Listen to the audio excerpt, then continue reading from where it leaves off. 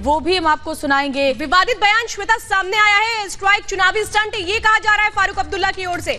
तो election commission ने विश्वसनीयता खो दी है। देखिए इलेक्शन कमीशन पर भी सवाल उठाए जा रहे हैं, लोकसभा और विधानसभा साथ क्यों नहीं। ये देखिए फारूक अब्दुल्ला जो एक तरफ सेना के शौर्य को अपमानित करते हैं, दूसरी तरफ इलेक्शन कमीशन पर सवाल उठाते हैं। क्या कहा है वो भी सुन लीजिए।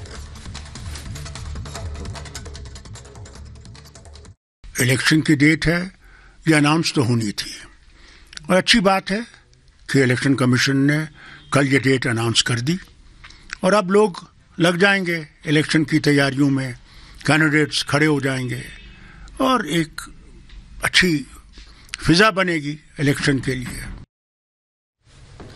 दरअसल जब से चुनाव की तारीखों का ऐलान हुआ है श्वेता, तब से हम देख रहे हैं विपक्ष लगातार सवाल उठा रहा है, कभी सरकार पर सवाल तो कभी संवैधानिक संस्थाओं पर सवाल, इलेक्शन कमीशन पर भी सवाल उठाया गया है विपक्ष की तरफ से। और ये कह देना कि इलेक्शन कमीशन ने विश्वसनीयता खो दी है, फारूक अब्दुल्ला के अपमान नहीं कर रहे हैं, क्योंकि इलेक्शन कमीशन किस तरीके से बखूबी चुनावों को पूरा कराकर संपन्न कराकर के एक बड़ी जिम्मेदारी को निभाता है, हर बार सवालों के घेरे में क्यों ले लिया जाता है इलेक्शन कमीशन को।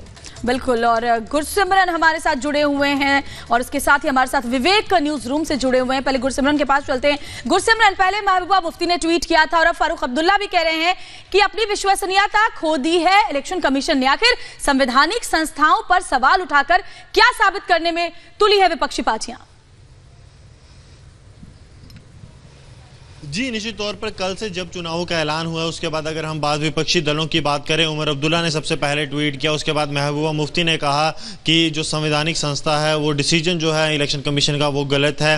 कहीं ना कहीं उन्होंने सवाल उठाए केंद्र सरकार पर और आज जो है फारूक अब्दुल्ला ने भी सवाल उठाए हैं संवैधानिक संस्था इलेक्शन कमीशन पर। उन्होंने कहा है कि सरकार जो है प्रयोग कर रही है। तो निश्चित तौर पर जम्मू कश्मीर में जो भी विपक्षी दल हैं अब वो ये कह रहे हैं कि जो विधानसभा चुनाव है वो क्यों नहीं करवाए जा रहे। हालांकि कल ही डॉक्टर जितेंद्र सिंह ने यह साफ कर दिया था कि जो लोग भी आरोप लगाते हैं भारतीय जनता पार्टी पर कि वह संवैधानिक संस्थाओं का इस्तेमाल करती है, ये उनकी सोच को दर्शाता है। पिछले 70 सालों से जो वह लोग करते आए हैं उन्हें भी ऐसा लग रहा है कि भारतीय जनता पार्टी ऐसा करती है, लेकिन ऐसा नहीं है, क्योंकि इलेक्शन कमीशन ने खुद भी यह साफ कर दिया है कि उन्होंने जम्मू में 2 दिन की विजिट की है, उसके साथ साथ ऑब्जर्वर नियुक्त किए गए हैं और उसके साथ साथ अगर बात की जाए ब्यूरोक्रेट से सलाह ली गई, पुलिस के जो वरिष्ठ अधिकारी थे उनसे इनपुट्स लिए गए, एमएचए ने रिपोर्ट ली और उसके बाद ही ये फैसला लिया गया है कि जम्मू कश्मीर में विधानसभा चुनाव इलेक्शन कमीशन सतर्क है। वहां पर इलेक्शन की डेट्स को अनाउंस करने के पहले किस तरह से विजिट भी किए, तमाम चीजों को देखा समझा जा रहा है, लेकिन क्यों आखिर ये वो नेता जो सवाल या निशान खड़े कर देते हैं इलेक्शन कमीशन पर ही। लेकिन फारूक अब्दुल्ला सिर्फ यहीं तक नहीं रुके, विवेक हमारे साथ जुड़े हुए न्यूज रूम से।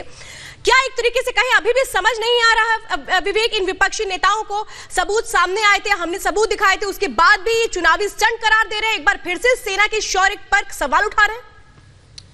बिल्कुल, देखिए साफ सीधी सी बात है कि मुद्दों की कमी है और मुद्दा नहीं होने की वजह से इस तरह के मुद्दों को उठाया जा रहा है जिसे भुनाया जा सके।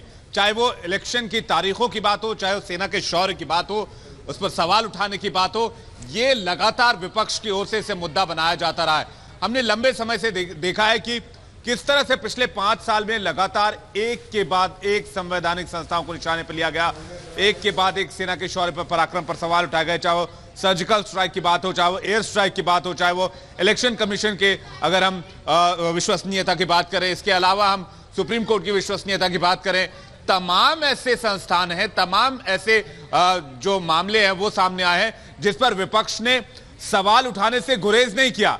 आपने देखा होगा क्या ये कहीं विवेक दरअसल सवाल उठाना है, मामला बढ़ाना है, इसलिए हरकतें इसी तरीके की कि हर बार आप सवाल उठा दीजिए? क्या कहें महज सवाल उठाने इसलिए सब कुछ किया जा रहा है? देखिए फारूक अब्दुल्ला कह रहे हैं कि इलेक्शन कमीशन अब सरकार के अंडर चलने वाली एक संस्था हो गई है, लेकिन शायद फारूक अब्दुल्ला ये भूल जाते हैं कि जब लंदन में ईवीएम हैकेथॉन चलाया जाता है तो उसमें कांग्रेस के बड़े नेता कपिल सिब्बल नजर आते हैं। दुनिया भर में देश की लोकतांत्रिक संस्थाओं को बदनाम करने का ठेका जिस तरह से विपक्षी पार्टियों ने पिछले 5 साल में उठाया, बिल्कुल विपक्ष की भूमिका साफ हो जाती है, उससे कोई नकार नहीं सकता और ये जनता है, सब जानती है।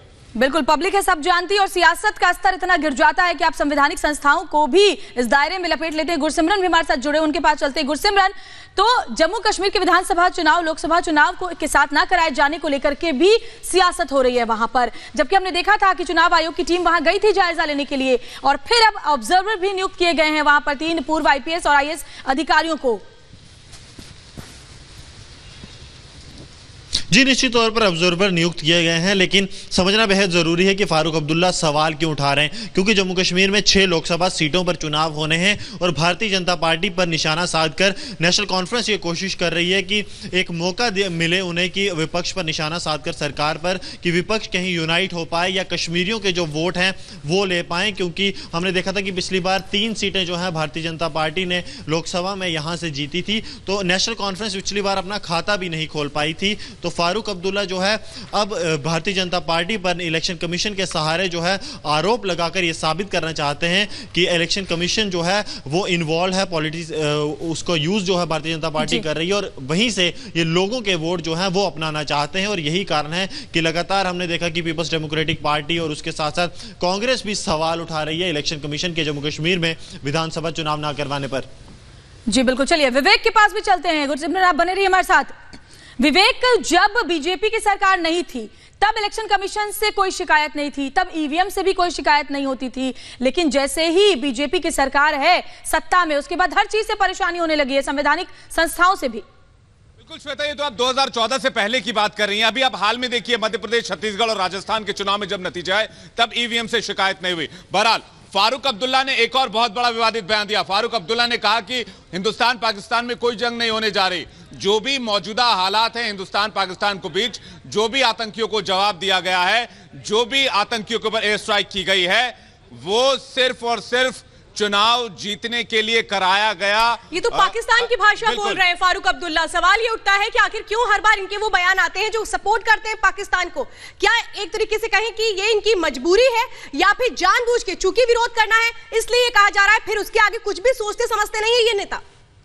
बिल्कुल सही कह रही श्वेता आप। ये सब कुछ बहाना है, सिर्फ मोदी निशाना है, एक बात मानकर चलिए। और जिस तरह से हमने देखा कि कर्नाटक में जब ओथ सेरेमनी की गई थी, इसके बाद जब और बाकी जगहों पर ओथ सेरेमनी हुई जहां पर विपक्ष की सरकार बनी, वहां पर हमने देखा कि तमाम जो विपक्षी दल हैं वो एक मंच पर नजर आए थे, चाहे वो टीएमसी के जो मुखिया की बात करें, चाहे वो हम आरजेडी के मुखिया की बात करें, चाहे हम और भी बड़े दलों की बात करें। तो ये बिल्कुल बताता है कि बिल्कुल विवेक, इनको समझ नहीं आ रहा कि आखिर क्या मुद्दा उठाएं, तो फिर कुछ भी बोलना है इसलिए बोले जा रहे हैं। तो जम्मू कश्मीर के पूर्व मुख्यमंत्री फारूक अब्दुल्ला ने जिस तरह से सवाल खड़े किए हैं अब चुनाव आयोग पर, उसको लेकर अब चौतरफा घिरते हुए नजर आ रहे हैं। चलिए, आप दोनों का बहुत बहुत शुक्रिया फिलहाल इस जानकारी देने के लिए। और फिलहाल चलिए इस वक्त की बड़ी खबर का रुख कर लेते हैं।